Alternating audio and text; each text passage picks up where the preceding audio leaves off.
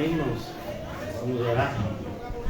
Amado Deus e eterno Pai, nós te agradecemos que mais um dia o Senhor nos confortou, nos consolou, nos guiou. Somos gratos, Senhor, por tudo que o Senhor tem feito por nós. Ajuda-nos, Senhor, a termos um comportamento condizente com a maravilhosa graça, Senhor, que nos alcançou. Não nos deixa, Senhor, nos esfriar, muito menos olhar para trás, mas que estejamos sempre motivados pelo Teu amor, constrangidos pelo Teu amor, Senhor, para de fato sermos quem temos que ser e fazermos o que temos que fazer, Senhor. E vivemos debaixo dessa preciosa alegria do Senhor, que redunda em força para nós. Ajuda-nos como igreja, Senhor, a resplandecer, a demonstrar claramente, Senhor, que o Senhor está no nosso meio, que o Senhor está dentro de nós, Senhor. Que na noite de hoje seja perceptível, Senhor, a Tua presença, e que todos sejamos cheios do Teu Santo Espírito. Em nome de Jesus, amém e graças a Deus. Amém, irmãos? Hoje nós vamos falar sobre um assunto muito conhecido nos nossos dias, mesmo no ambiente não cristão, que é a ansiedade. Capítulo 6 de Mateus, dos versículos 24 em diante, o Senhor Jesus vai tratar, dos versículos 25 ao 34, o Senhor Jesus vai tratar sobre esse assunto da ansiedade. Quando nós olhamos do ponto de vista do mundo, do ponto de vista, esse é um assunto que é tratado no ambiente da psicologia e da psiquiatria. Então, é sempre trabalhado a ideia de que o ser humano ele tem a ansiedade. A ansiedade é um tipo de medo e é causada pelo medo, e normalmente se trata a ansiedade de uma forma a olhar para o passado. A ansiedade, do ponto de vista psiquiátrico e psicológico, ela tende a dizer que se nós temos algum tipo de medo, se nós temos algum tipo de temor paralisante, angústia, isso seria por algo que aconteceu com a gente no passado. E esse fato que aconteceu conosco no passado, consciente ou inconscientemente, estaria nos afetando no presente. Então é assim que no ambiente psiquiátrico e psicológico se é tratado, tanto do ponto de vista farmacológico, com o uso de medicamentos, como também do ponto de vista terapêutico, quando você vai até o psicólogo e você conversa com ele e ele te diz alguma coisa também em contrapartida, acreditando que o que ele te diz te ajudará a combater a sua ansiedade até vencê-la. Nós, como cristãos, nós não coadunamos desse entendimento. Até porque se a gente tiver que olhar para o passado, a gente vai ter que olhar para muito antes do nosso nascimento. A gente vai ter que olhar para o jardim do Éden, para uma escolha que foi feita naquele jardim e que trouxe consequências que nos alcançam. Então, quando o Senhor Jesus trata desse assunto, eu não sei como está na sua Bíblia, mas na minha Bíblia tem como subtítulo dessa sessão a ansiosa solicitude pela vida. Então, Jesus ele vai falar sobre a ansiedade aqui. Perceba que quando Jesus fala desse tema, sequer a palavra ansiedade era conhecida como a conhecemos hoje.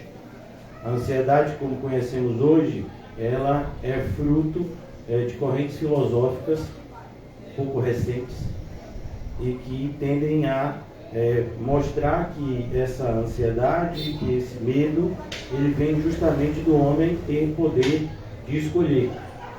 O homem tem poder de decidir a respeito do que quer da sua vida E por conta dessa sua responsabilidade em relação aos seus feitos, ele teria angústia, né? É assim que os filósofos determinam isso.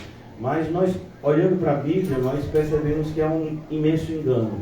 E mais uma vez aqui vemos o delimitar da sabedoria do homem sendo inútil para a resolução de conflitos que são espirituais. Então, muitas vezes, o que estudamos do ponto de vista humano podem nos auxiliar, mas irão nos auxiliar de maneira muito limitada. Perceba que os medicamentos mais modernos, eles apenas adiam o inevitável, que é a morte. Não há medicamento que faça com que a pessoa viva para sempre. Terapias são descobertas todos os dias e o máximo que elas se propõem a fazer é isso, aumentar um pouco a vida das pessoas. O homem entende, enquanto ser humano, a limitação que ele tem. E, infelizmente, a maioria deles não percebe, né, que isso tem a ver com o fato de sermos criaturas e de termos um Criador. E mais do que isso, de termos nos desviado do propósito que o Criador traçou para nós. E então vivemos vidas fadadas a uma infelicidade. E quando não, uma infelicidade aberta, disfarçamos com momentos de alegrias falsas. Alegrias falsas por quê? Porque não são duradouras, e se não é duradouro, é falso. Então aqui o Senhor Jesus começa a tecer a ansiedade como uma consequência daqueles que fizeram a escolha do versículo anterior. Vamos lá? Nós falamos desse versículo, fomos lá para Gálatas e hoje eu quero adiantar com vocês a partir do versículo 25, mas é importante que a gente entenda que o versículo 25 é a consequência inevitável do versículo 24. Ninguém pode servir a dois senhores, e é aqui a questão. A gente toma uma atitude, muitas vezes contrária ao que professamos. Então, como assim, pastor? O exemplo dos discípulos. Os discípulos dizem que confiam em Jesus. Os discípulos dizem que veem em Jesus um mestre, um homem poderoso, independente até da sua divindade, mas alguém que tem poder. E Jesus dá uma simples ordem: vamos atravessar para outra margem do lago ou do mar, né? E no meio tem uma tempestade e esses homens que confiavam agora passam a desconfiar. E eles começam a ter medo e o medo vai crescendo. Eles tentam, da forma deles, à medida que a água entrava no barco, eles tentavam tirar, mas teve uma hora que eles imaginaram que eles iriam morrer, que o barco iria afundar. E Jesus é acordado por eles. E o que Jesus ouve deles é justamente essa frase: Senhor, não te importa que pereçamos? Jesus então se levanta, manda que a tempestade se acalme, que o vento se cale, e então vem uma grande calmaria, tanto na água quanto no vento. Os homens os seus discípulos ficam maravilhados, e Jesus olha para eles e diz: homens de pouca fé. Então essa é a raiz. Perceba que muitas vezes o que a gente declara com a boca, a gente faz o contrário com as nossas ações. E aqui é a questão: ninguém pode servir a dois senhores. Então, diante dessa afirmativa, levantamos o braço e dizemos: Senhor, eu sei, eu entendi, então eu vou te servir. Então a minha vida é sua. A partir de agora, eu sou teu e o Senhor é o meu Deus. E aí, a gente tem que voltar para o dia a dia. As tempestades vêm, nós muitas vezes até fazemos orações, mas não esperamos. Não temos domínio próprio. não temos longanimidade, não temos fidelidade, não temos confiança de que o Senhor cumprirá o que Ele prometeu. Então a ansiedade procede justamente dessa desconfiança do homem, do cristão, em relação às promessas de Deus. Por isso que o título da nossa ministração de hoje fala das consequências da ansiedade na vida do cristão. É para deixar bem claro que a ansiedade do cristão e a ansiedade do não cristão são coisas distintas. São tratadas de maneiras distintas.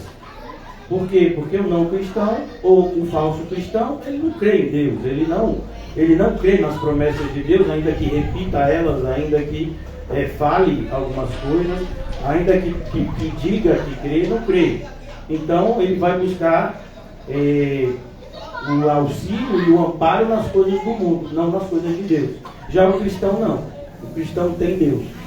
O cristão, como nós já vimos, entende que a ansiedade faz parte daquele combate que a gente viu em Gálatas, a carne e o espírito. A ansiedade é a nossa carne tentando gerar em nós uma desconfiança nas promessas de Deus. Qual deveria ser a resposta? Fé. Toda vez que a nossa carne tentar nos amedrontar, toda vez que a nossa carne, influenciada muitas vezes pelo mundo e Satanás, que trabalham juntos com ela, vão tentar gerar em nós essa falta de confiança em Deus. E a gente vai reagir com fé. E quando a fé ela diminuir, a gente sabe como é que ela aumenta.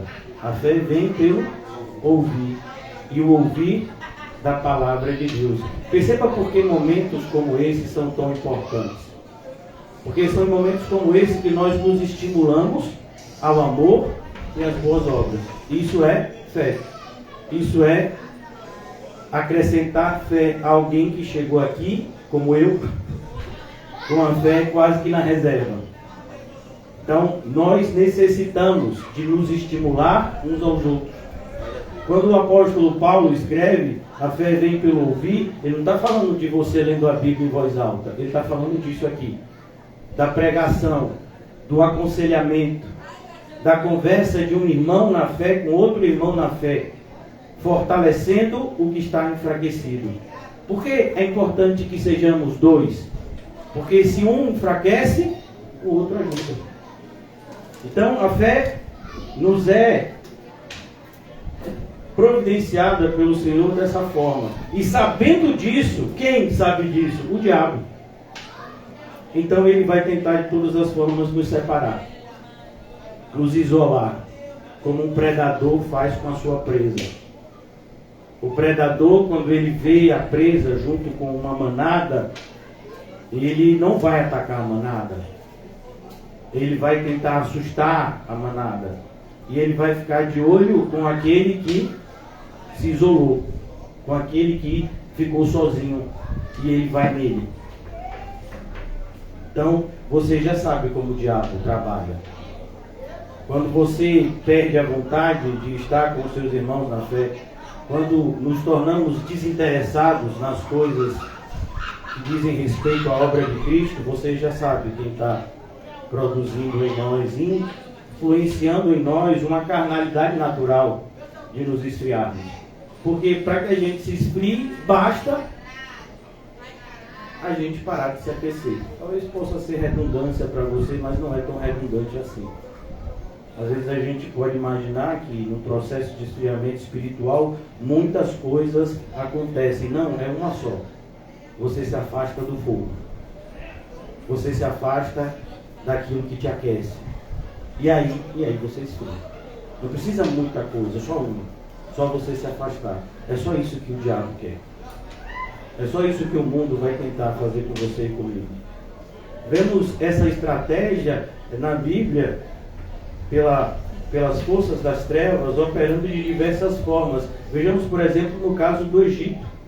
No caso dos hebreus que estavam no Egito, quando Moisés chega e tem o primeiro diálogo com o faraó, ele diz o quê? Bota esse povo para trabalhar 2 vezes mais. Por quê? Porque trabalhando 2 vezes mais, eles não terão disposição para buscar ao Senhor. E você acha que mudou a estratégia nos nossos dias? Não, é a mesma. É a mesma estratégia. Então, por que a gente anda tão ansioso? Por isso.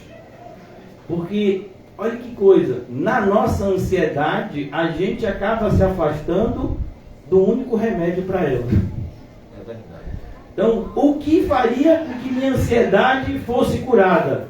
Eu estar perto de Cristo. Mas, na minha ansiedade, eu vou tentar resolver o problema que eu tenho, aquilo que me causa medo, do meu jeito. E aí eu me afasto de Cristo.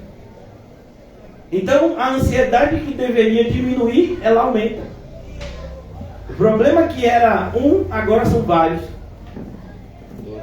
Então, é isso que Jesus está desenvolvendo aqui. Tudo ligado àquela escolha anterior. Não podemos servir a 2 senhores. Não podemos. Mas a gente tenta. Talvez a gente tenha tentado hoje servir a 2 senhores. Então o Senhor Jesus traz aqui essa fala do versículo 25 ao 34, e isso aqui é a consequência natural daquilo que a gente já viu. Então ele começa no versículo 25. Por isso, perceba como está interligado uma sessão e a outra. Ele está dizendo, é por isso. Ou seja, o fato de você não poder servir a 2 senhores, o fato de você fazer uma escolha ruim em relação a quem você vai servir, vai desencadear nessa situação aqui. Por isso, vos digo, não andeis ansiosos pela vossa vida. E a ansiedade, irmãos, é a antecipação de um problema. É como, por exemplo, que dia é hoje? Hoje é dia 8. Eu sei que hoje é dia 8, porque é o aniversário do meu pai. Dia 8 de agosto. Então, hoje é dia 8. Digamos que a gente tenha um compromisso. Eu não vou dizer conta para pagar, né? Mas a gente tem um compromisso que para nós é muito importante no dia 20. Então, vamos fazer os cálculos. Eu não sou bom em matemática, mas 20 menos 8 dá 12.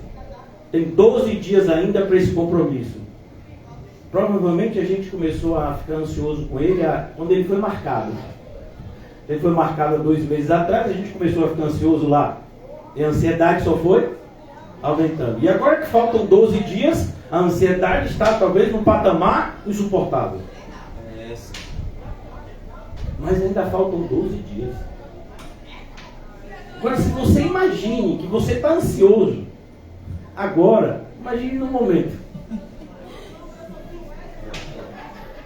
Percebe que a ansiedade ela não soluciona o problema, ela só dificulta a resolução dele. E muitas coisas que nos trazem ansiedade, elas são pensamentos que foram criados por nós. São ideias que foram, de alguma forma, chegaram na nossa mente e fizeram com que a gente potencializasse um problema, aumentando esse problema, transformando esse problema num gigante, quando ele seria facilmente resolvido se nós não tivéssemos transformado ele num gigante. Como a resolução do conflito dos israelitas, né, que ainda eram as tribos todas unidas, e os filisteus na época de Davi e Golias. O povo ficou 40 dias com medo. Todo dia, desde o primeiro, com medo. E já ficavam preocupados no dia seguinte, porque sabiam que no dia seguinte Golias ia aparecer no mesmo horário e dizer a mesma coisa. E aí uma pessoa que não estava muito ligada com isso, nem sabia o que estava acontecendo, foi lá entregar queijo. Está falando de entregador de iFood? Pois é, Davi teve um bico com isso. Olha, você vai levar queijo lá para o pessoal que trabalha lá, o pessoal que lidera lá seus irmãos, aproveita e vê como é que eles estão, traz notícia para mim. Foi a ordem de Jessé, o pai de Davi. Davi chegou e estava lá, Golias. Perceba, Davi não tem ansiedade. Davi não tem medo. Por quê? Porque Davi não vê Golias como todo mundo estava vendo. Davi vê Golias como um problema que precisa ser resolvido. Então, é a ideia que a gente tem do problema, irmãos, que é o problema. Né? Por mais que seja, meu Deus, mas é isso. É impressionante como, olha que coisa, você fica preocupado em cortar o cabelo? Não, porque cortar o cabelo normalmente, dependendo de onde você for, tem lugares que é perigoso.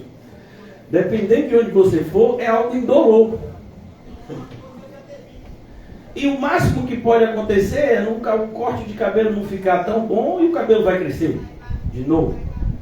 Mas será que é a mesma atitude que a gente tem quando vai no dentista? Não. Porque no dentista a gente pensa que vai sentir dor. Às vezes é uma consulta só para examinar. E a gente fica com dor, às vezes até do orçamento. Porque vai vir alguma coisa de lá. Esse dentista não vai mexer na minha boca de graça. Né? E ele está lá olhando e cada minuto que ele passa olhando, você diz, meu Deus, eu acho que vai ser o mais caro. Durou 5 minutos, deve durar uns R$100 o tratamento. O dentista continua o exame, já tem 10 minutos examinando a boca. R$1.000 não tenho, vou levantar com a boca aberta aqui mesmo e vou dizer, hoje não consigo pagar. Porque são ideias que a gente tem. Nós traçamos essas ideias. E às vezes do quê? Do nada. O dentista pode estar ali mexendo porque você tem um fiapo ali, ele está tentando tirar e depois você levanta e ele diz, não custou nada não, era um negócio que estava aqui, tirei. Vá, hoje em paz. Você vai olhar, Deus, o Senhor existe. Aleluia. Então, nós criamos os nossos medos. É interessante isso. Existem medos que são reais, mas a maioria deles não. A maioria das vezes a gente acredita. Um exemplo, quem tem medo de elevador? Eu não gosto de elevador. Mas a gente não tem medo de elevador, a gente tem medo de ficar preso no elevador. Se tivéssemos certeza que o elevador não ficaria preso, quem teria medo? Provavelmente ninguém. A pessoa tem medo, outro medo, de andar de avião. Não, você não tem medo de andar de avião, você tem medo do avião cair com você. Esse é o seu medo. Se você tivesse certeza que o avião não cairia, você ainda dormia a viagem inteira. Né? Tem gente que tem certeza, por isso dorme, né? Então perceba que o medo, ele é sempre algo que é desenvolvido na nossa mente. É como aquela bola de neve, que é pequena, mas à medida que a gente vai deixando ele crescer dentro de nós, ele vai se tornando cada vez maior, até o ponto que ele nos domina, ele nos paralisa. É por isso que o apóstolo Paulo, quando escreve a Timóteo, ele fala do medo. Vamos lá?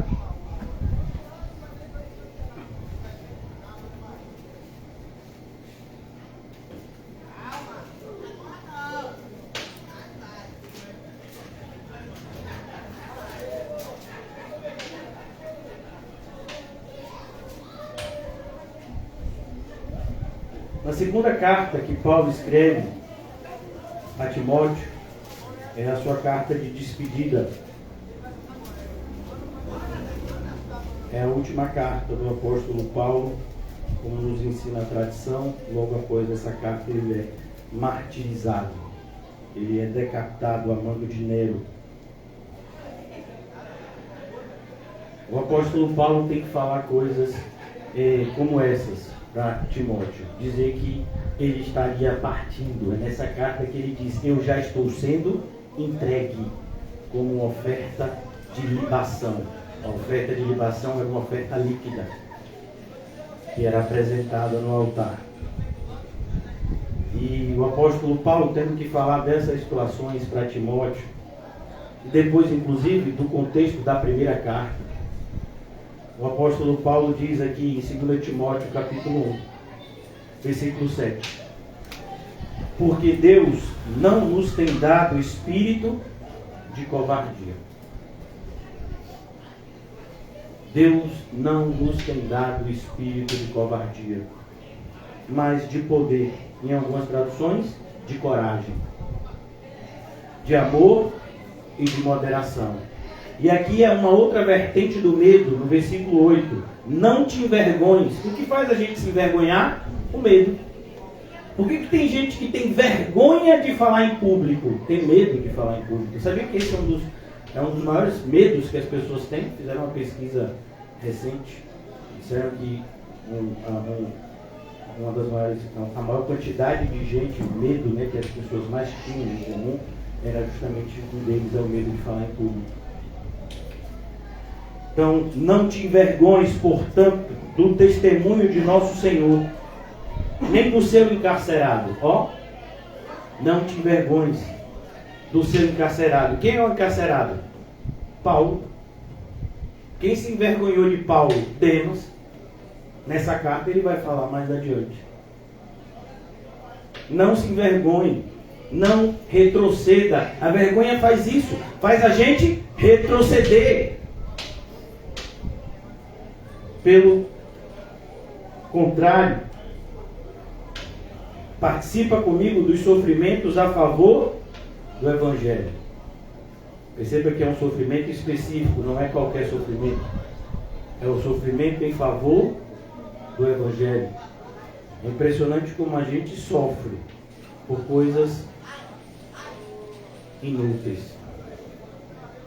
Talvez possa parecer, o que eu estou dizendo para vocês hoje, é um pouco insensível da minha parte, mas não é insensibilidade não, é realidade. A maioria dos nossos sofrimentos não glorificam a Deus em nada. Segundo o poder de Deus, olha a palavra repetida aqui, poder de Deus. Foi usada anteriormente a palavra dínamos, e algumas traduções traduzem ela no versículo 7 como coragem. Que nos salvou. Então ele nos salvou. Se ele nos salvou, você não tem que ter mais medo da morte, nem eu. E perceba que é o principal medo. Sabe qual é? Esse, o medo da morte. Como eu disse, a pessoa que tem medo de avião, ela não tem medo de avião, ela tem medo do avião cair e ela morrer. Então aqui Paulo diz, e nos chamou, ele salvou e chamou com santa vocação, não segundo as nossas obras, percebeu? Não é segundo as nossas obras, não é por nada do que a gente fez, mas fomos chamados, agora a gente fará coisas que testificam o nosso chamado. Mas conforme a sua própria determinação e graça que nos foi dada em Cristo Jesus, antes dos tempos eternos. Por que eu estou continuando? Porque a frase não acabou. Você está vendo aí uma sucessão de vírgulas. E manifestada agora pelo aparecimento de nosso Salvador Cristo Jesus. Nosso Salvador, o Messias Jesus. A palavra Cristo faz referência à obra que Cristo veio fazer aqui na terra. O qual não só destruiu a morte. Então, se você tem medo da morte, está tendo medo em vão. Como trouxe a luz, a vida e a imortalidade. A nossa vida continua. Quando o nosso último dia chegar aqui na terra, continua com o nosso primeiro dia no céu. Mediante o Evangelho. Então, tudo isso acontece por meio do Evangelho. Para o qual fui designado. A frase não acabou. Para o qual fui designado. Não foi o apóstolo Paulo que escolheu. Ainda que ele quisesse escolher. Não, ele foi designado. Designado. Alguém colocou ele naquela função. Ele foi colocado naquele lugar que ele estava. E por que aquele lugar que ele estava era o lugar que ele deveria estar? Porque aquele que o designou é perfeito. Quando nós designamos o nosso local, normalmente vai ter um monte de imperfeições envolvidas. Porque a gente não se conhece direito e a gente faz escolhas sem enxergar o quadro inteiro. Deus não, Deus sabe de tudo. Então quando Ele coloca a gente num lugar, é o melhor lugar que a gente poderia estar. Quando Ele nos coloca para fazer algo, é a melhor coisa que a gente poderia fazer. E Ele diz, Ele designou, o qual fui designado pregador, não só pregador, apóstolo. E a palavra apóstolo aqui, enviado, missionário e mestre. Ele era professor. E é interessante que hoje as pessoas dizem, não, eu não tenho nenhum mestre, meu mestre é Jesus. É interessante, porque o Senhor separou pastores e mestres. Então se você não tem mestre, provavelmente Jesus é que não é o seu mestre mesmo. Porque se o seu mestre fosse Jesus, você teria um mestre que o próprio Jesus designou para você, para que lhe instruísse no bom caminho. E por isso estou sofrendo. A frase ainda continua, não acabou. Então, olha, Jesus me designou para algo que é perfeito, amém? Amém? Mas isso faz com que eu não sofra? Eu sofro. E a gente já sabe uma das coisas que mais ocasionava sofrimento ao apóstolo Paulo. Eu esmurro o meu próprio corpo, para que naquilo que eu pregue, eu não seja reprovado. O que trazia sofrimento para o apóstolo Paulo, quando as pessoas se desviavam na igreja? Por isso estou sofrendo estas coisas, todavia, não me envergonho. E a ideia não me envergonho não é não tenho medo, não. Eu não deixo o medo me dominar. Perceba, irmãos, é interessante quando a gente aprende que só pode existir coragem se tiver medo. Se você não tem medo, a sua atitude nunca será corajosa. Vamos imaginar, por exemplo, uma pessoa que tem problemas mentais.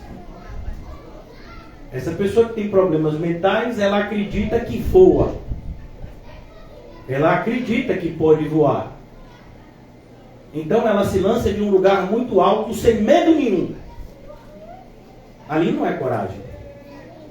É insanidade. Aquela pessoa não entende o perigo em que ela está sendo colocada. Então, o medo existe. Muitas vezes a dimensão que a gente dá ao medo é que não é real. A proporção que a gente dá a ele não é real. E é diante daquilo que nos atemoriza como seres humanos que em Cristo temos a oportunidade de demonstrar a coragem que o Espírito nos concede. Que é traduzida também pela palavra poder. Poder para vencermos os nossos medos. Medos que sem Cristo nos dominariam, nos paralisariam, nos fariam retroceder. Diante de situações perigosas, é prudente ter medo. O medo faz com que a gente, da maneira correta, seja prudente. Por exemplo, irmãos, o medo de ser reprovado por Deus é um medo muito correto de se ter. E foi o próprio Jesus que disse, a esse você tem que temer. Quem? Aquele que pode lançar a nossa alma no inferno. Você tem que temer. Então, o medo é real. A dimensão que damos a ele muitas vezes não é. E por ser real é que nós temos a oportunidade de ser corajosos. De demonstrarmos a coragem que vem do Espírito. Então aqui o apóstolo Paulo fala disso. Não me envergonho. Eu não retrocedo. Ele sabia que ia morrer. Eu não retrocedo. Eu não vou deixar de falar a verdade porque ela trará consequências dolorosas para mim. Não, muito mais doloroso para mim é desagradar o meu Senhor. E ele diz, no versículo 12 ainda, porque sei, eu sei, olha, a ideia, o verbo aqui saber, eu sei, é a ideia de que eu creio. Eu sei e creio. Porque não é só o saber intelectual, é o saber no sentido de fé. A fé, ela possui elementos. Quais são os elementos da fé? Você tem o conhecimento, porque você não pode acreditar em algo que você não sabe. Você tem a aceitação, então você aceita que aquela informação da Bíblia que lhe foi dada é verdadeira, você conheceu, você aceitou. E a terceira é a perseverança. É a confirmação diante de um momento de adversidade, onde a sua fé é provada, ela é aprovada. Então esses são os 3 elementos da fé verdadeira. E é isso que o apóstolo Paulo está falando aqui com esse verbo, eu sei.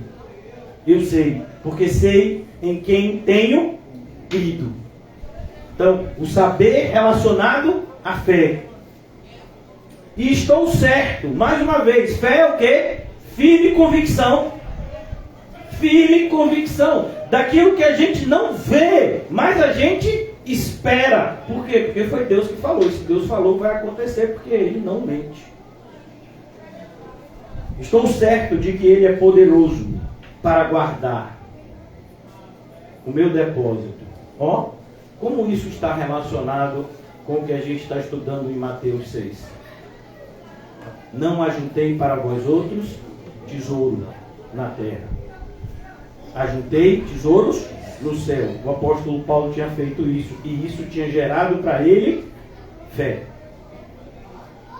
Fé de que o melhor estava por vir. Fé de que quando ele morresse, é que a maravilhosa vida ia ter início. Uma maravilhosa vida sem pecado.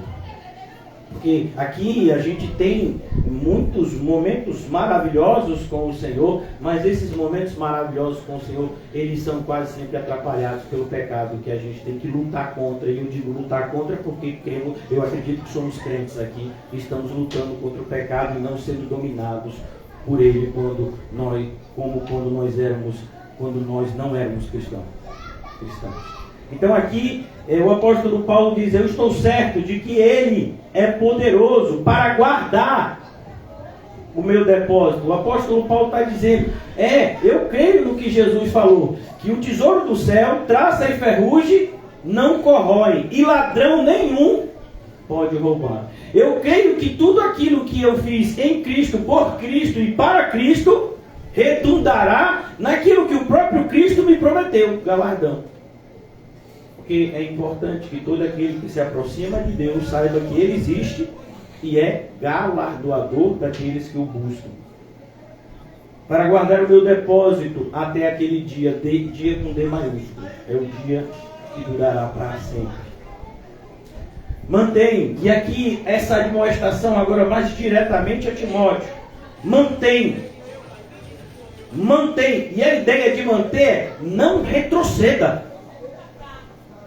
Não dê um passo para trás. Não. Firme. Continue avançando. Mas está perigoso. Não importa. Ore ao Senhor e Ele te dará sabedoria para vencer as adversidades do caminho. Mantenha o padrão.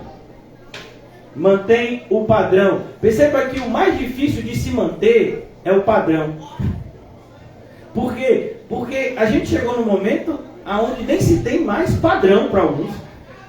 É cada um fazendo o que quer, do jeito que quer, na hora que quer, e o pessoal chama essa bagunça de igreja. Não, isso não é igreja. Igreja pressupõe ordem e decência. Ordem, ordenamento, organização. Ordem, decência. Isso é igreja. Então, cuidado, porque existe um padrão. Viver abaixo desse padrão, condenação. Mas a gente está numa época, eu diria estranha, mas não é estranha, porque já foi falado que seria assim, aonde a gente nem se preocupa mais em atingir o padrão. Por quê? Porque a gente tirou o padrão. Quando você tem um padrão, deixa eu explicar de uma forma mais compreensível. Então, quando a gente tem um padrão, é mais ou menos assim. É o aluno que vai para a escola e em algumas escolas o padrão é 7. É a nota que você tem que atingir para passar. Outras escolas o padrão é 6. É a nota que você tem para atingir para passar. Tem escolas que o padrão é 5. É a nota que você tem para atingir para passar. Esse é o padrão. Aquele que não atingir esse padrão é o quê? É tido como reprovado. Esse é o padrão. Mas a gente, agora, chegou no movimento evangélico, que a gente tirou o padrão. Então, não tem nem nota para atingir, né?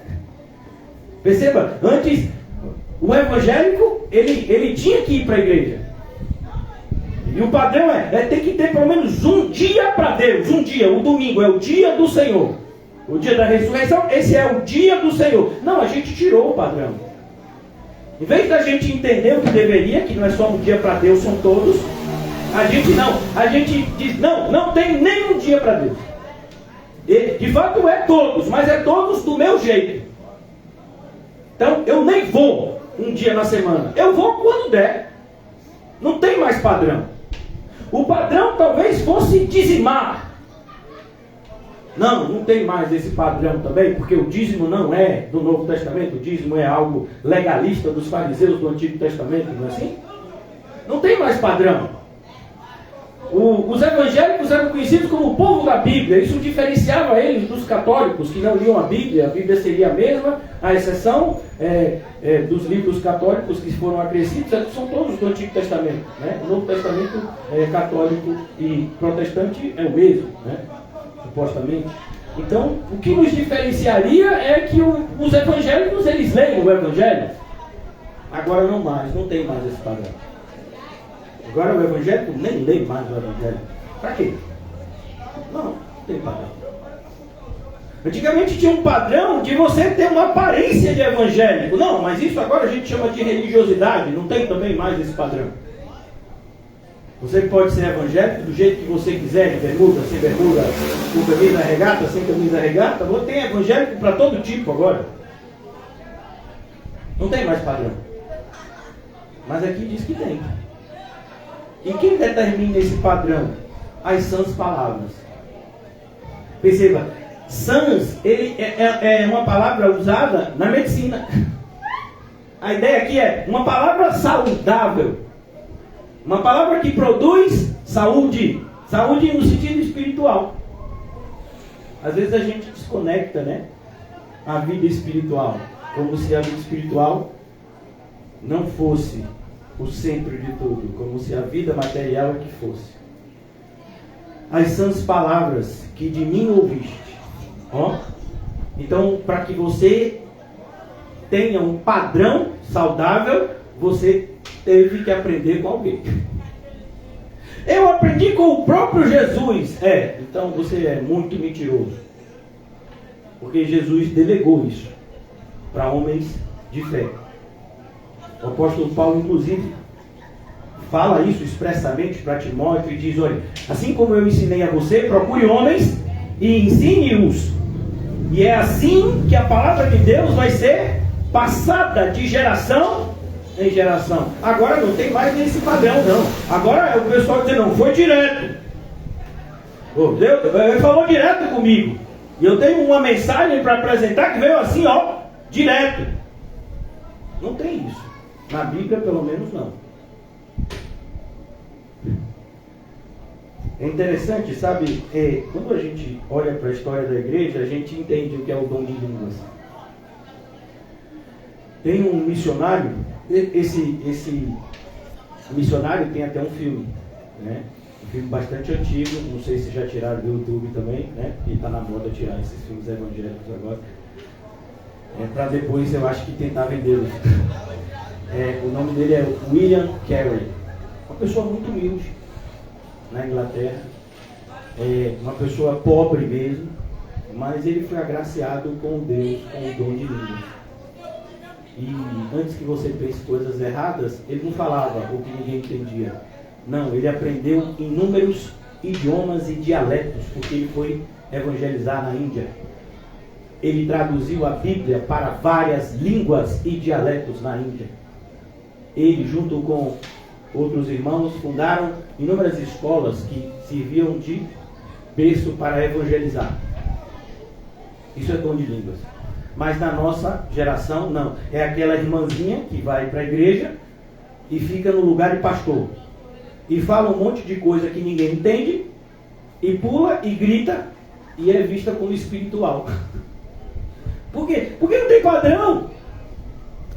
A pessoa chega e diz: ontem o Espírito Santo me deu uma revelação que você tem que se separar da sua mulher, porque ela é uma pessoa errada para você. Como você tem que se separar da sua mulher? Que é isso? Que espírito é esse?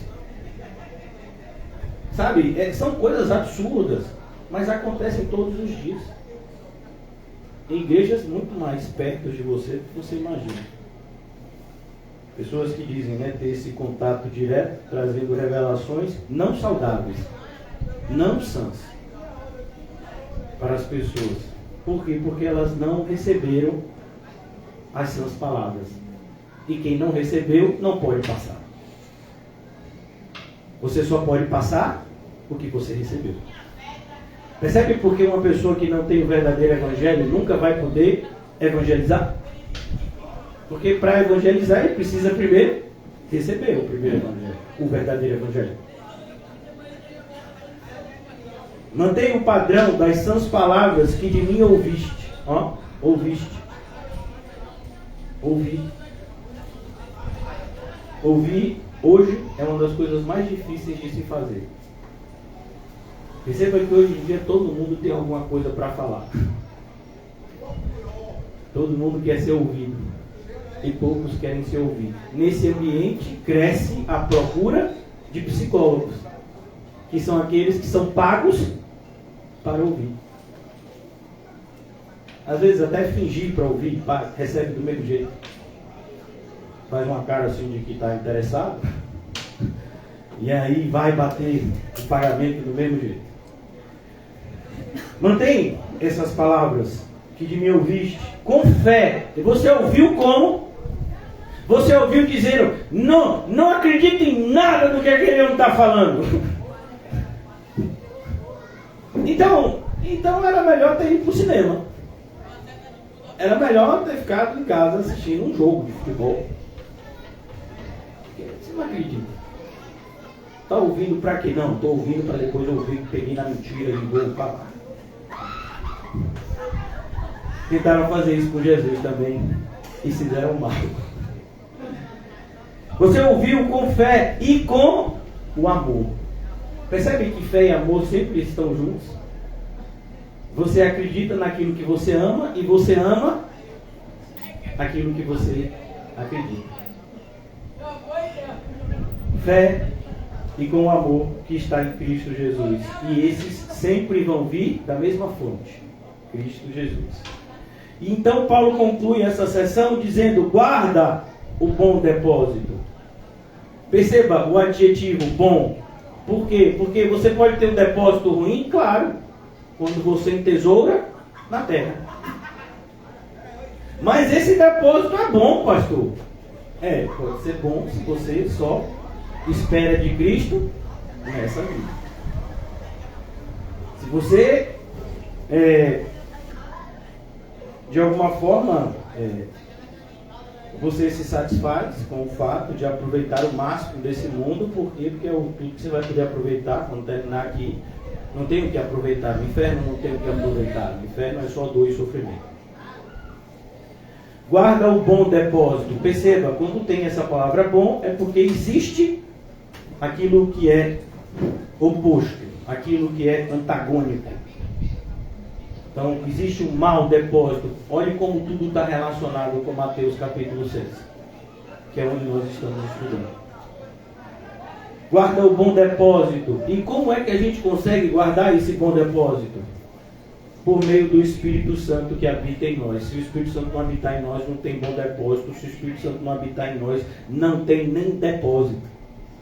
Porque é só pelo Espírito Santo que a gente abre a conta. Sem o Espírito Santo não tem conta. É com o Espírito Santo que a gente tem a oportunidade de fazer obras que agradam ao Senhor. Porque sem o Espírito Santo até as nossas obras de justiça são trapos imundos. Lembram-se do que a gente tem falado ultimamente aqui? As nossas virtudes morais diante de Deus são trapos imundos. Porque são virtudes só para a gente aqui. Para Deus não. São virtudes que nós muitas vezes procuramos ter e demonstrar aos outros que temos, justamente num propósito de tentar rivalizar com a glória de Deus. Não, Deus não tem aplauso, não. O aplauso é para mim. Fui eu que me esforcei. Fui eu que fiz isso e aquilo. Então, se tem que aplaudir alguém, aplauda a mim. Então, não. Agora eu volto mais uma vez para Mateus 6, 25. Por isso vos digo, não andeis ansiosos pela vossa vida. E aqui é um mandamento.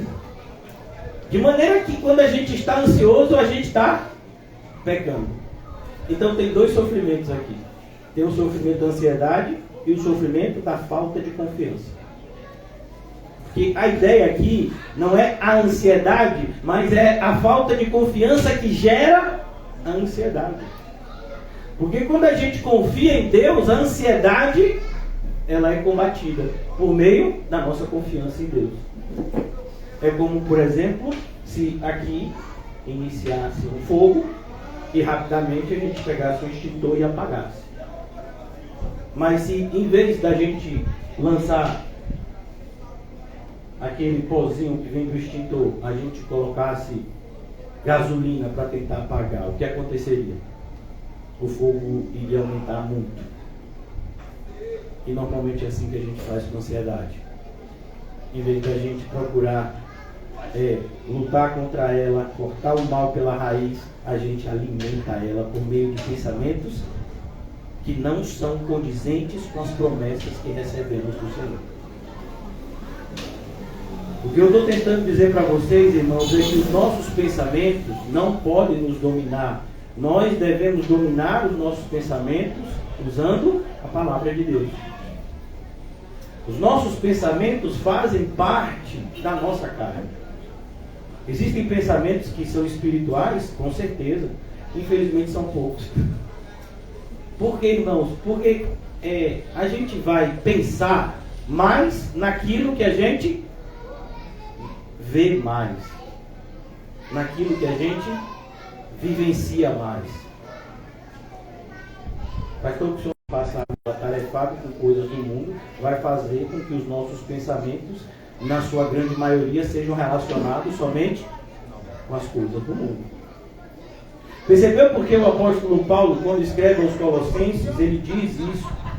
Se já ressuscitamos com Cristo, então devemos buscar as coisas que são do alto. Ele está dizendo, olha, se já ressuscitamos com Cristo, é preciso que a gente viva no mundo de tal forma que quando você tiver qualquer experiência no mundo, você vai ver aquela experiência como algo espiritual e não algo meramente carnal, material. Para que então os seus pensamentos se tornem tão espirituais quanto a sua vivência. Se nós olhamos para as nossas experiências diárias apenas como experiências humanas, então rapidamente os nossos pensamentos serão tomados somente por preocupações humanas. Mas se nós olharmos para as nossas experiências diárias como consequência da nossa vida espiritual, então os nossos pensamentos têm a possibilidade de se tornarem mais espirituais como devem ser. Por isso vos digo, não andeis ansiosos pela vossa vida. Não, você não pode. A ideia é, se ela surgir, combata. Se o incêndio começar, apague. Não alimente aquilo. Não alimente a sua ansiedade. Combata ela.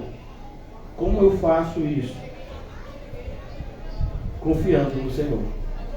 E antes que a gente ande um pouco mais, eu quero convidar vocês para abrirem em Filipenses. talvez vocês já saibam o texto que a gente vai ler. Glória a Deus. Tomara que a gente se lembre também quando vierem momentos que produzirem ansiedade. A gente então se lembre com a mesma rapidez. No capítulo 4 de Filipenses, o apóstolo Paulo trata desse problema da ansiedade. Versículo 6 do capítulo 4 de Filipenses. Não andeis ansiosos. Você percebe que ele está repetindo o mandamento que Jesus deu? Exatamente igual ao que a gente acabou de ler em Mateus 6:25. Igual, é igual. Não andeis ansiosos. Perceba, olha que coisa. Você não pode impedir que a ansiedade chegue até você. O que você deve fazer é combatê-la. Por isso que ele diz, ele não diz, não tem ansiedade. Ele não pode impedir que a ansiedade chegue. O que a gente pode impedir é que ela continue andando com a gente. Por isso a referência, não andeis ansiosos. É como se uma barata quisesse se tornar sua companheira de jornada. Você vai olhar para a barata e vai dizer o quê? Ou você sai ou eu vou te matar. Porque eu não vou dormir bem com a barata do meu lado. Vai que você entra na minha boca de noite, você fica passeando pelo meu rosto de noite. Essa ideia não é muito agradável, não. Então, barata, você vai pelo seu caminho, eu vou pelo meu. Então, é um exemplo muito simplista, mas a ideia é essa. Não andeis ansiosos. Então, a ansiedade vai dizer, quero andar com você no dia de hoje. E você vai dizer, não, obrigado, não quero sua companhia. Você vai dizer para ela, não, aqui não, comigo não. Ela vai tentar. É como o Senhor quando falou com Caim, Caim, o pecado vai bater na sua porta. E você tem que dominá-lo e não ser dominado por ele. A mesma coisa é nós na qualidade de cristãos. A ansiedade faz parte da nossa vida porque nós não somos ainda perfeitos. Nós ainda carregaremos até a porta do céu a nossa carne, aonde existe o pecado. Como cristãos, podemos e devemos combatê-lo. Devemos subjugar os nossos desejos que antes tentavam nos dominar. Mas perceba, vai ser uma luta sem intervalo, intermitente, até a entrada no céu. Um determinado teólogo, ele fala sobre isso. Ele diz, olha, o céu é muito maravilhoso, eu amo a ideia de ir para o céu, eu amo a ideia de ver Jesus, eu amo a ideia de usufruir as coisas que tem lá, mas assim, uma das coisas que mais me traz conforto quando eu penso no céu é que eu não vou ter mais que lutar contra o pecado. Só sabe como é difícil lutar contra o pecado? Quem está lutando contra ele. Como eu disse, tem gente que nem vai lutar. Por quê? Porque não tem mais padrão para a grande maioria. Para a grande maioria a ideia é eu vivo o cristianismo que eu quiser. Ninguém vai mandar em mim. Não tem padrão. Eu sou eu e eu decido. Para essas pessoas, então, não tem que se preocupar. Mas aqui ele diz, não andeis ansiosos. E aí talvez a gente diga, pastor, mas não tem nenhuma exceção? Não tem. Porque ele diz aqui, sabendo o que a gente diria, e aí, será que se por acaso for um problema muito grande, eu não tenho o direito de ficar ansioso? Não tenho. Não andeis ansiosos de coisa alguma. Então aqui é para você entender, não tem exceção. Aqui não tem. Qualquer coisa que estiver trazendo ansiedade, por mais sério que seja esse problema, você não deve andar ansioso. Em versículo 6, não andeis ansiosos de coisa alguma, em tudo. E aqui Paulo agora está prescrevendo o remédio. Como é que a gente faz então, Paulo, para não andar ansioso com coisa alguma? Em tudo, porém, e percebam, porém, a ideia é justamente aquilo que vai se opor à ansiedade. Porém, contudo, todavia, fala de quê? De oposição. A ideia que vem antes. Então a ideia que vem antes é a ansiedade vai chegar. E o que eu vou fazer? Você vai fazer isso para poder ela fugir. Isso é só interpretação de texto, viu, irmão? Porém, sejam conhecidas, ó. A ansiedade vem até você, ela quer te dominar e você faz o que alguns irmãos gostam de fazer. Aqui pode fazer. Você passa a bola. Aqui pode passar a bola. Aqui deve passar a bola. Porque você passa a bola para quem? Para quem vai resolver o problema. Para quem vai fazer com que você enxergue um problema que para você era insolúvel, que para você era um gigante invencível, como uma situação resolúvel, como uma situação que irá se resolver, às vezes com a sabedoria que Deus vai te dar, às vezes simplesmente com a sua espera, com paciência. Às vezes o que Deus vai dizer, espere, não foi o que a gente falou quando Senaqueribe cercou Jerusalém? Ezequias não teve que lutar, ele só teve que esperar. E Deus enviou um anjo. Então, às vezes é você que vai ter que lutar, como foi o caso de Davi e Golias. Mas em ambos os casos, é Deus na frente. Quando Golias fala com Davi, ele diz, eu sou um cachorro, você vir com pau e pedra contra mim? Ele disse, não, eu não estou indo com pau e pedra, eu estou indo em nome do Senhor dos Exércitos. A ideia é, ele está na minha frente, eu estou atrás, seguindo o que ele falou. E você é assim, um destruidor de gigantes. Tem um filme evangélico que não tem nada de evangélico, mas a gente chora quando vê, que é Desafiando Gigantes. Eu vi várias vezes, até que eu entendi o evangelho e entendi que o filme não tinha nada de evangélico. Desafiando gigantes. Não, a gente não desafia gigante, a gente vai lá e mata ele mesmo no poder de Deus. E a gente não faz autopropaganda, a gente faz propaganda do alto. A gente não vive debaixo de uma vantagem que supostamente Deus teria nos dado por sermos bons servos, não. A gente usa tudo para glorificar a Deus. E não aceita glória para nós.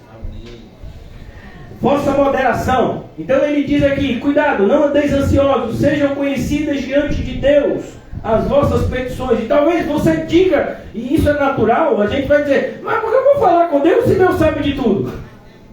Porque o que está te dando ansiedade, o que dá ansiedade para mim, por mais que pareça ilógico, né? Porque a gente tem dificuldade de enxergar o que está na nossa frente.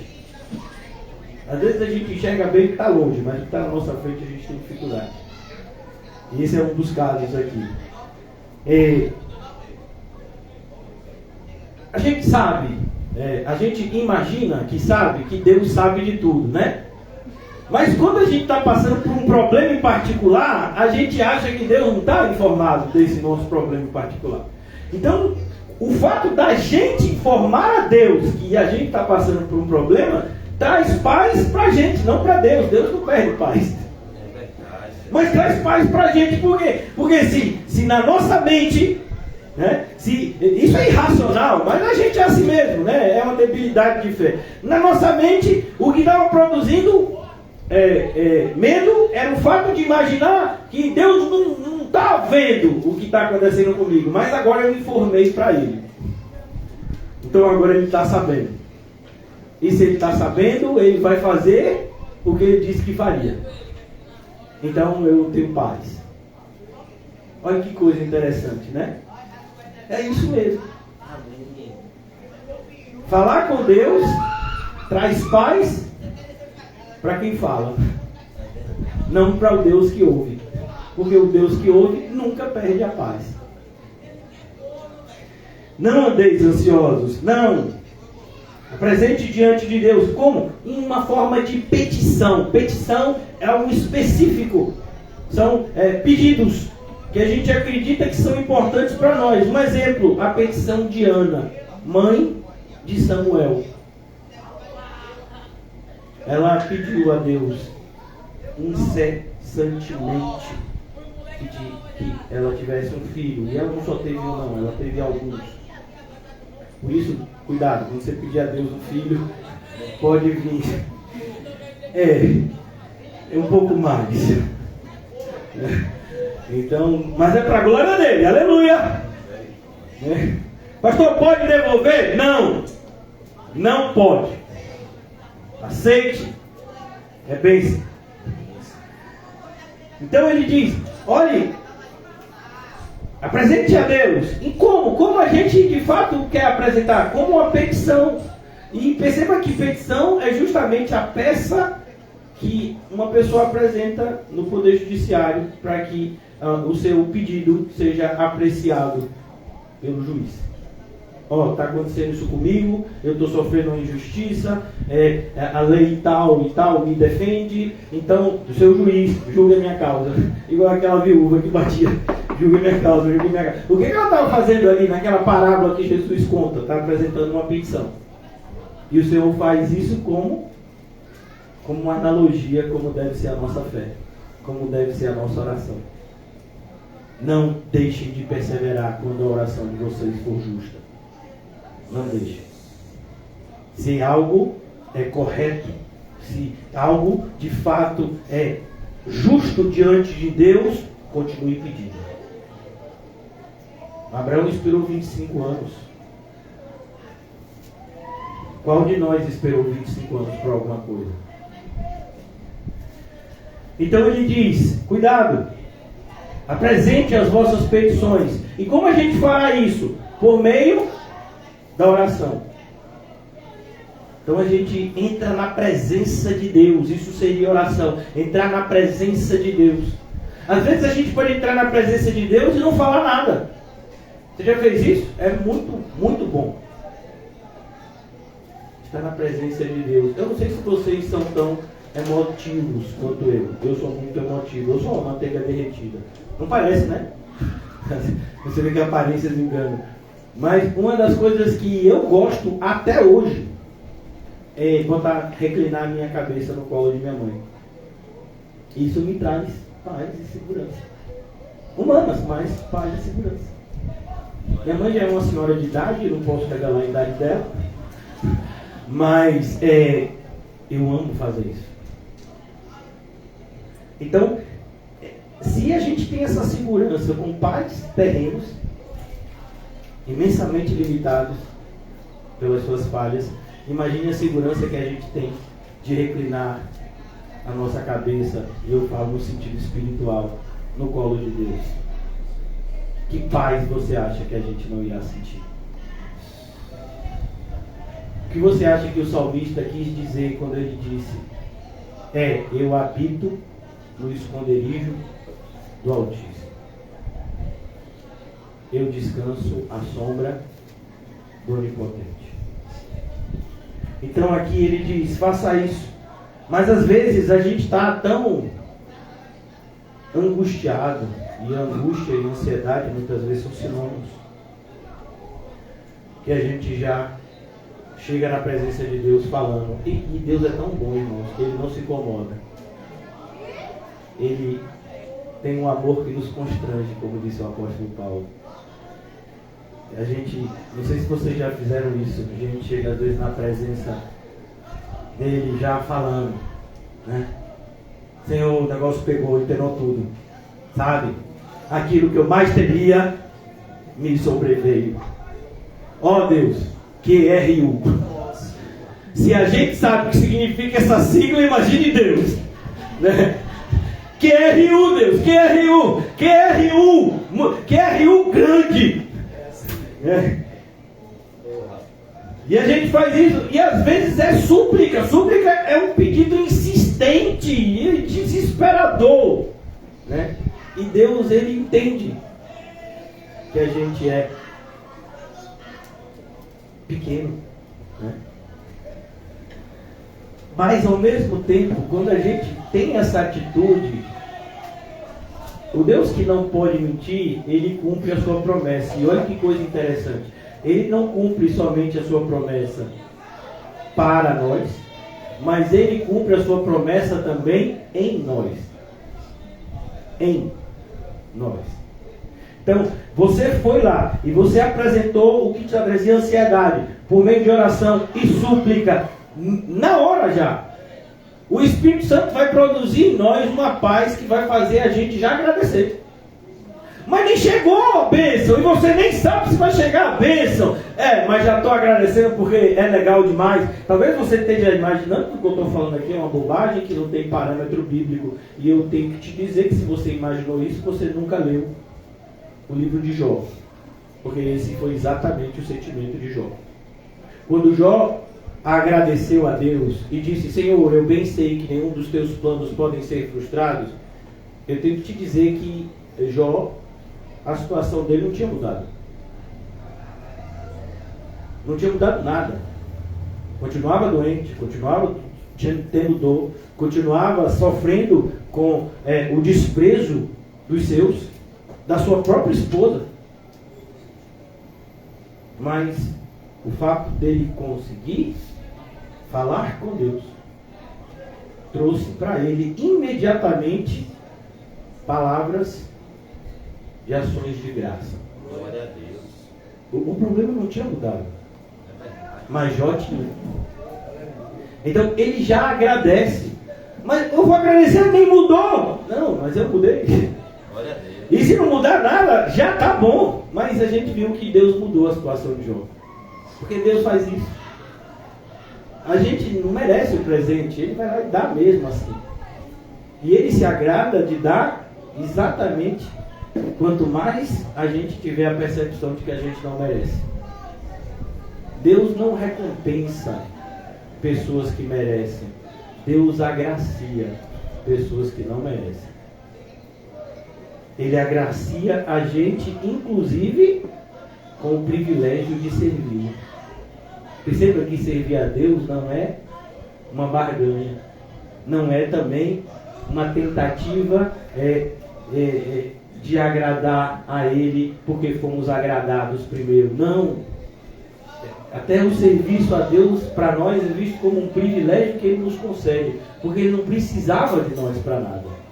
Mas Ele escolheu nos dar o privilégio de servi-lo. Ele tem à sua disposição seres que poderiam servi-lo de maneira muito melhor do que a gente. Quem são? Os anjos.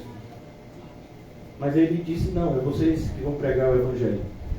É vocês que vão ser a luz do mundo e o sal da terra. É vocês que serão minhas testemunhas. É vocês que serão chamados de meu corpo. Somos o quê? O corpo de Cristo. Então aqui, para que a gente possa concluir, pastor, mas o senhor nem começou o primeiro versículo. Pois é, o tempo é assim.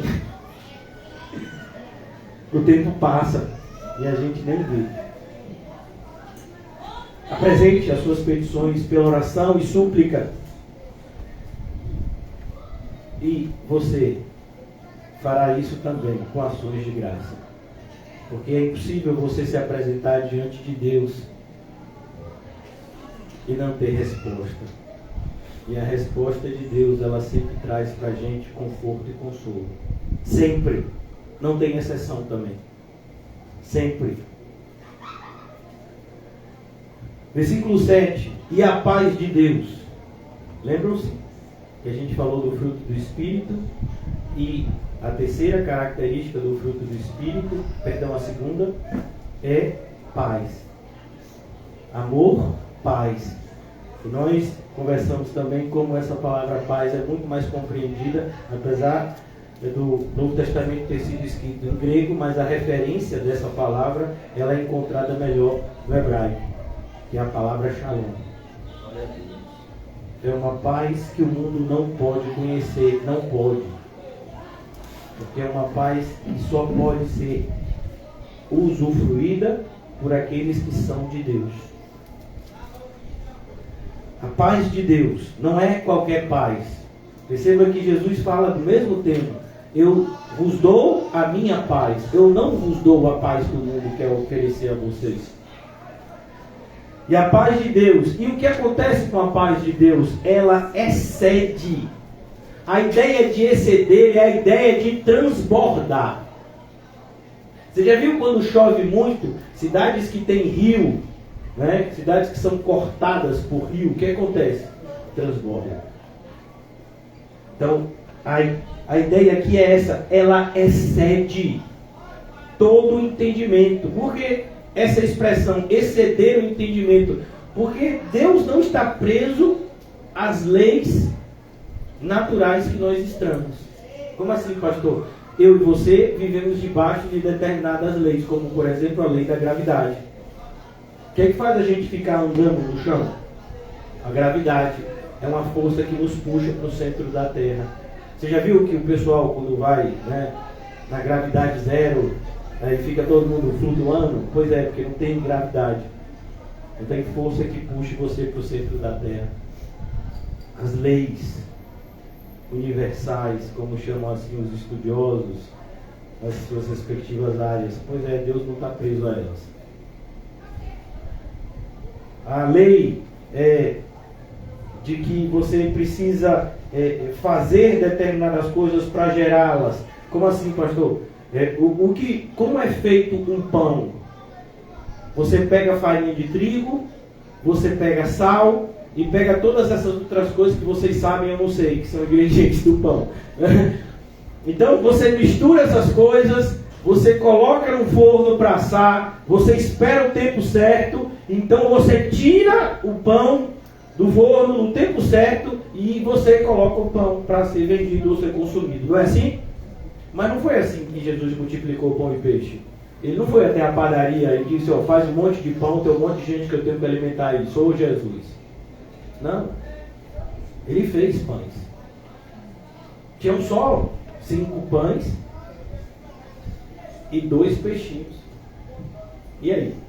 Ele não disse, pesca ali, assa o peixe e aí a gente vai comer. Não, aqueles 2 peixinhos que estavam ali, multiplicou. Porque ele não está preso a essas leis que a gente fica preso. Assim como a paz dele, ela excede o nosso entendimento. E o que Paulo quer dizer é algo que deveria trazer para a gente muito conforto aqui nessa noite. Sabe esse problema que está te consumindo hoje? Pastor, como o senhor sabe que eu estou com um problema que me consome? Irmão, porque você é crente. Se você é crente, você tem um problema que lhe consome. Né? Ninguém me revelou aqui não. Né? A Bíblia é que fala. E a gente acredita nela. Então, sabe esse problema que você está sendo consumido? E que você já na sua mente, você pegou aqui é um quadro, na sua mente aqui é o problema, e você já identificou o que resolveria o problema. Então vamos imaginar, você tem uma pessoa que lhe persegue, e você já imaginou, ó Senhor, ou você converte essa pessoa ou o Senhor mata. Né? Porque é assim que resolve o problema. Então, você precisa pagar uma conta. Então, como é que resolve o problema de conta? Que você paga, envia dinheiro, ou então faz com que a pessoa com que eu estou devendo, ou o banco, a instituição que eu estou devendo, né?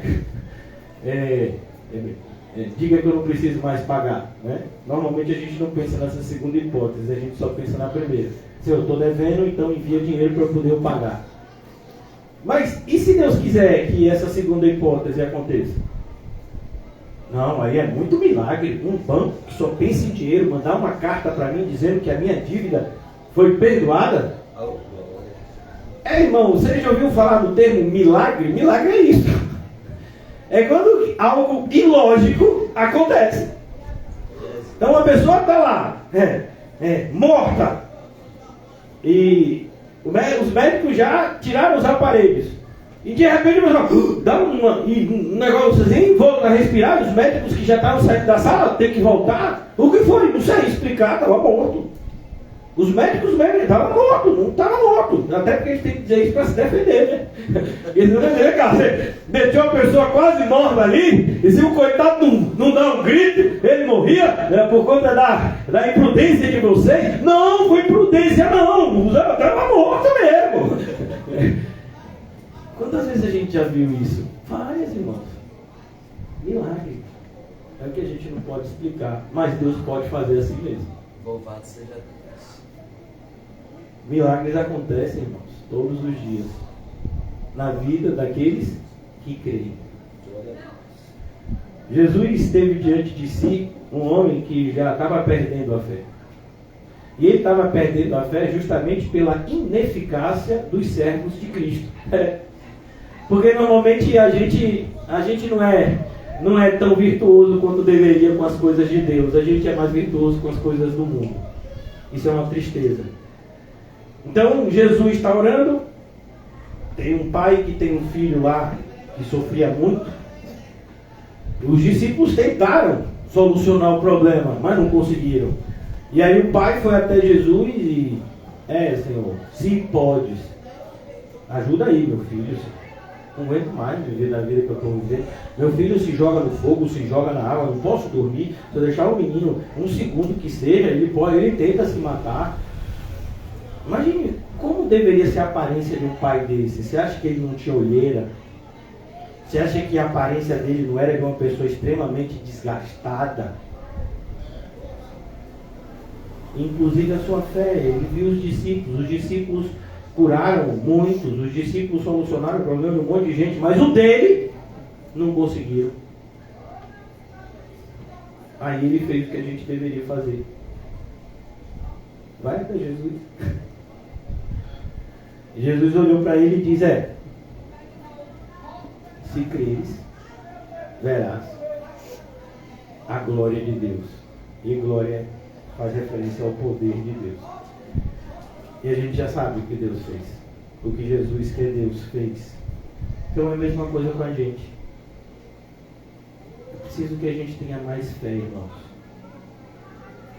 A fé é o remédio prático para diminuir a nossa ansiedade. A gente não vai conseguir acabar com ela. Porque é como a nossa carne. A nossa ansiedade faz parte da nossa carne. Então, se a gente vencer a ansiedade hoje, amanhã, olha ela de novo. Miserável! Te matei! Matou nada. Enquanto você estiver vivo aqui nessa terra, eu também estarei. Pois é, a ansiedade é assim. Surgirá sempre novos problemas que nos trarão ansiedade. Mesmo quando a gente solucionar alguns.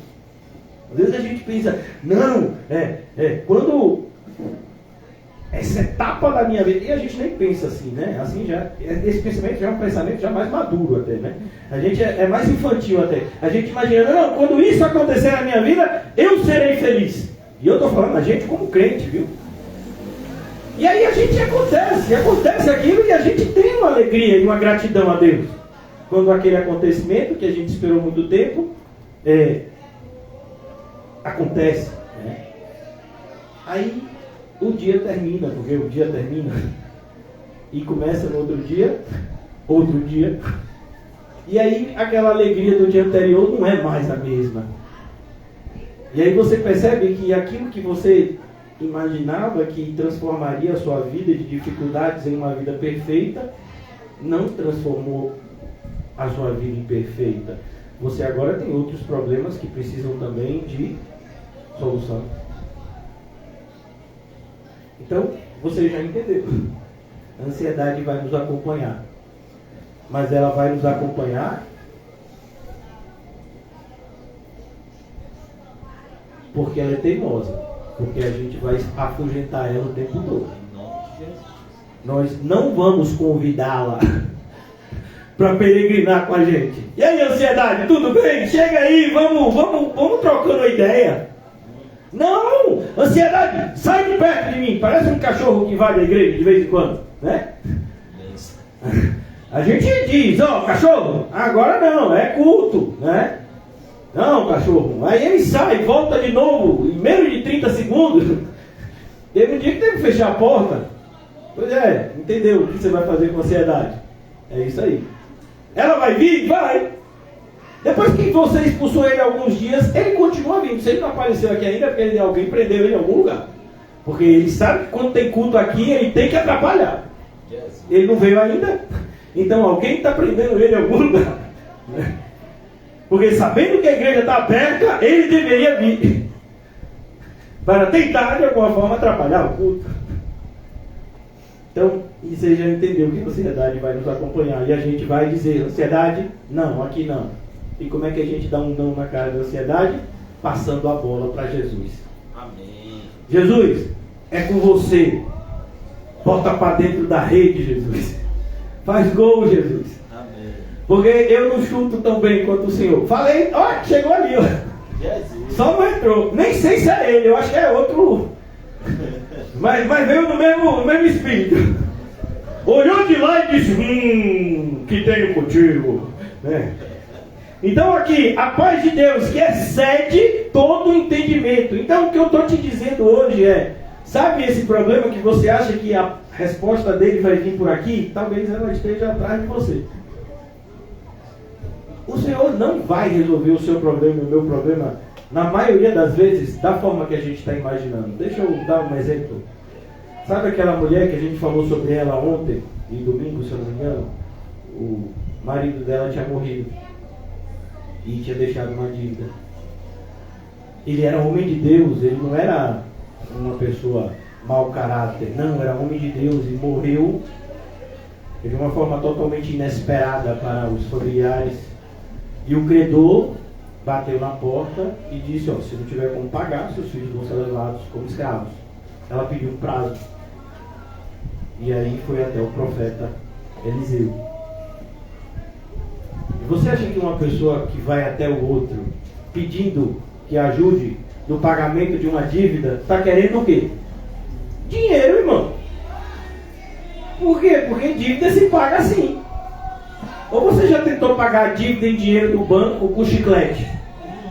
É engraçado que quando você chega no estabelecimento comercial, acho que essa prática não fazem mais hoje, né? Então alguém tinha que te dar um troco de 50 centavos. Tome chiclete. Aí você pergunta, vem cá, se eu tiver devendo 50 centavos, eu posso dar chiclete? Não, aqui a gente não aceita pagamento de chiclete. A gente só dá troco de chiclete. Então, você já entendeu. Então, aquela moça, aquela senhora, né? Ela foi até o profeta Eliseu. E o profeta Eliseu, ela olha para ele e diz, cá, você está sem dinheiro, está todo sem dinheiro. Você não tem nada? Não tenho nada. Nada de valor? Nada. Pense direito. Não tenho, eu tenho só um resto de azeite lá. Então você tem alguma coisa. Então você vai pedir um monte de vasilha para os seus vizinhos. E olha que coisa interessante. Você acha que um vizinho daria uma vasilha para você se você tivesse uma fama ruim? Você já entendeu que uma mulher de Deus normalmente é casada com um homem de Deus. É impossível uma mulher de Deus que, de livre e espontânea vontade, se casa com uma pessoa que não é de Deus. Então essa mulher, ela faz o que o profeta mandou. Ela paga a dívida e ainda sobra dinheiro para que ela e seus filhos se mantenham. Você entendeu?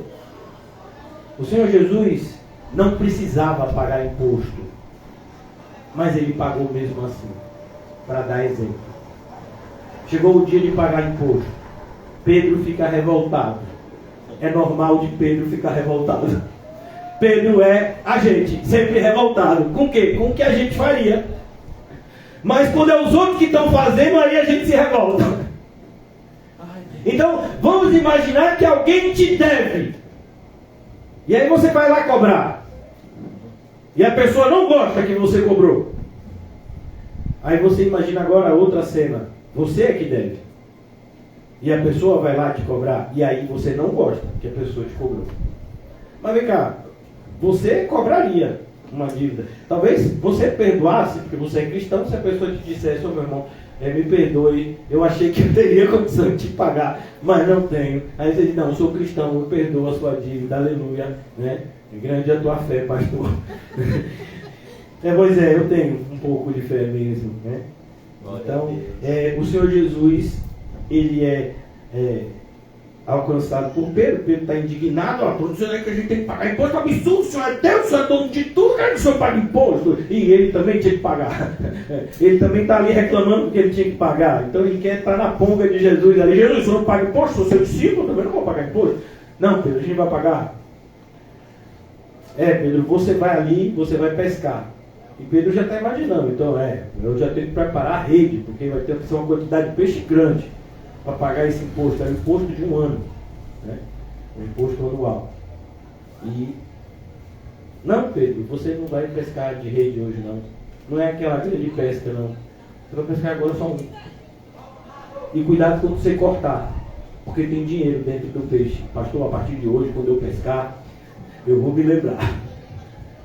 Eu acho que eu ainda vou hoje ali perto ali do Barravento, que lá eu sou lá da Chicharro, jogar um negócio ali, porque eu tenho umas coisas para pagar amanhã, né? Então, ele foi lá, pegou o peixe e tinha 2 moedas. Por que não tinha 3? Por que não tinha uma? Porque eram 2 moedas que eram necessárias para pagarem o tributo.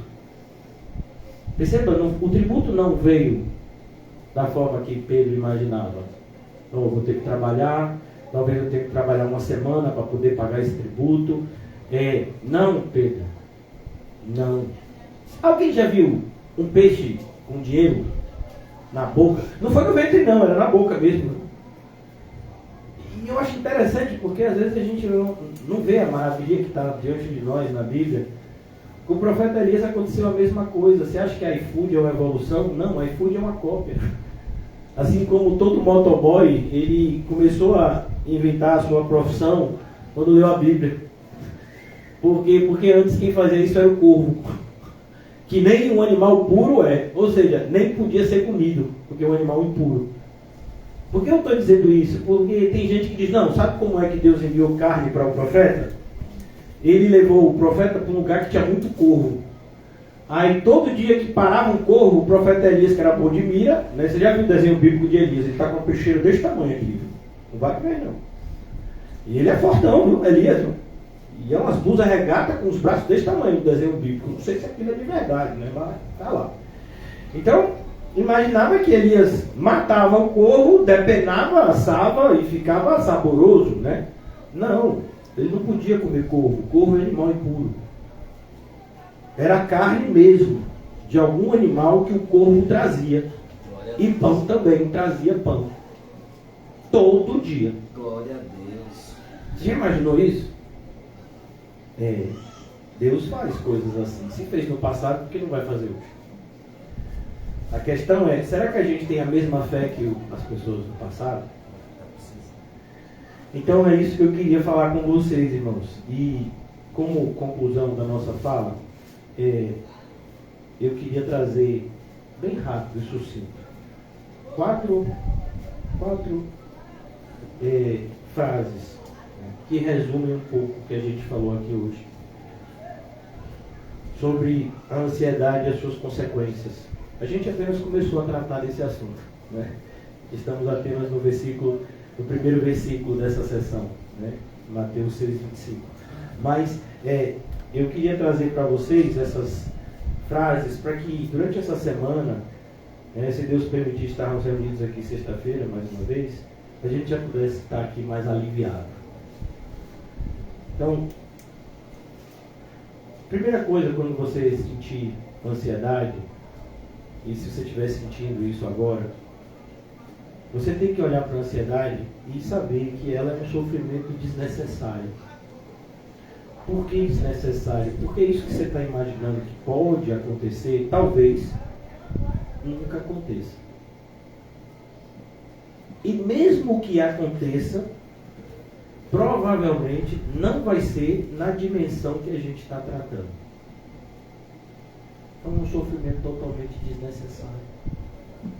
É algo que não aconteceu, que não é real. Não é real. Talvez o seu problema seja real, mas as consequências que você já traçou para ele não são.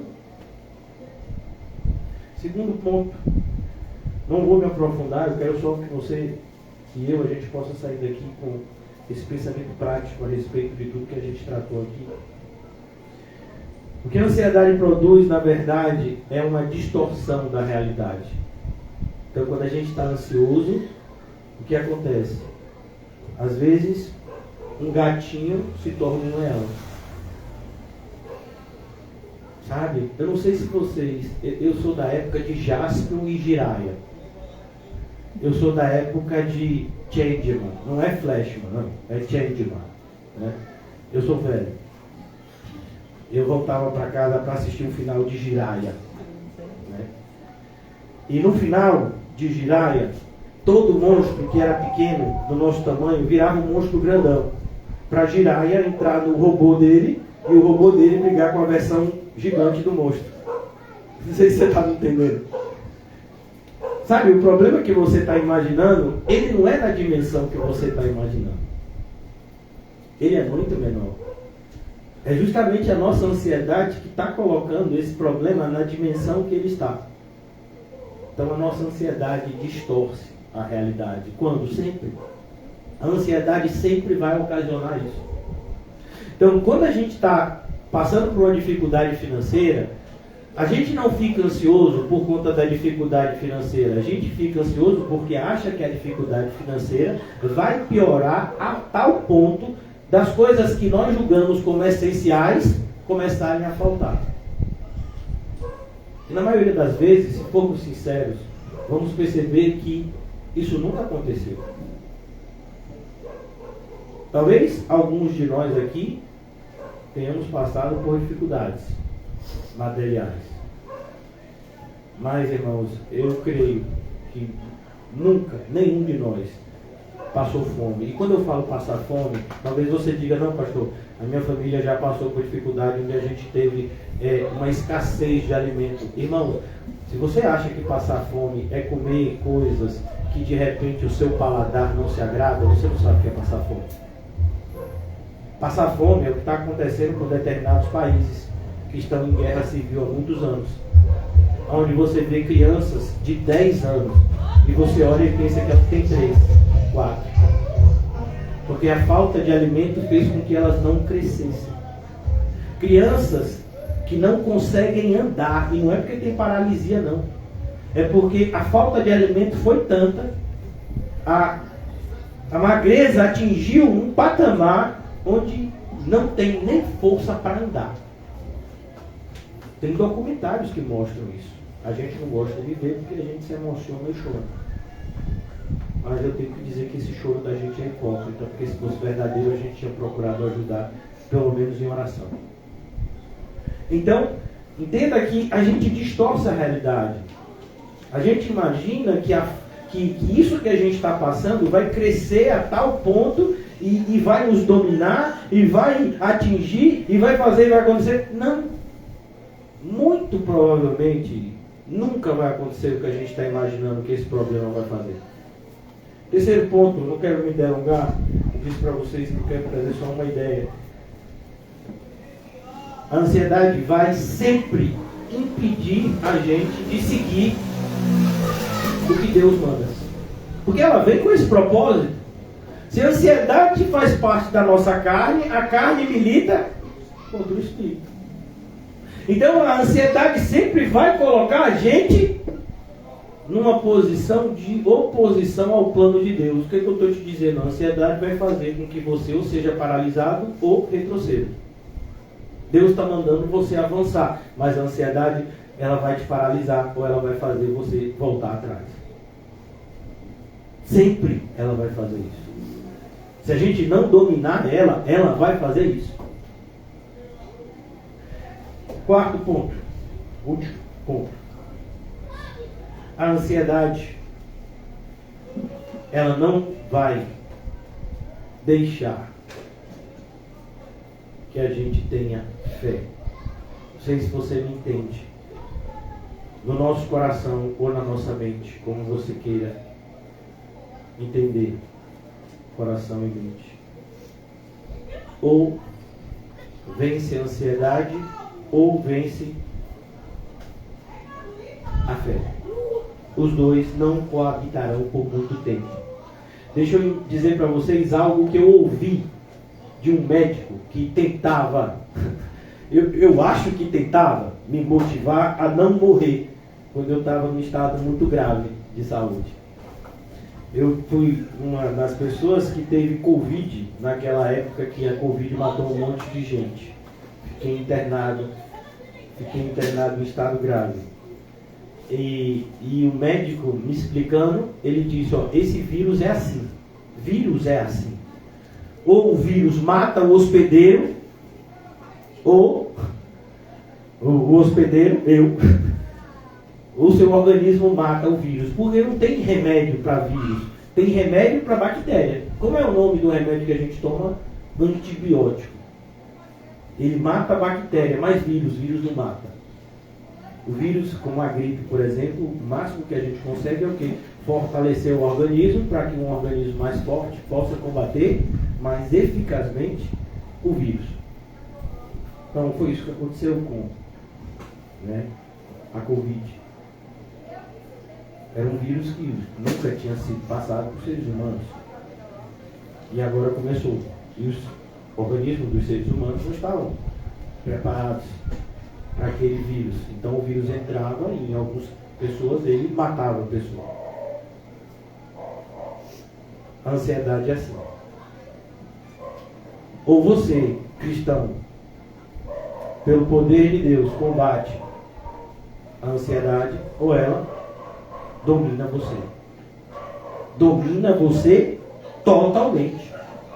Ou você acha que o fato da gente viver uma sociedade onde uma enfermidade que é denominada de síndrome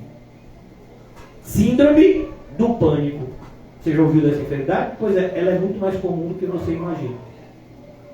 Você sabia que de cada 10 pessoas, provavelmente 5 sofram disso? O padrão, é variado. Pessoas às vezes sofrem dessa síndrome em uma força e outras em outra, mas quase todo mundo tem isso agora.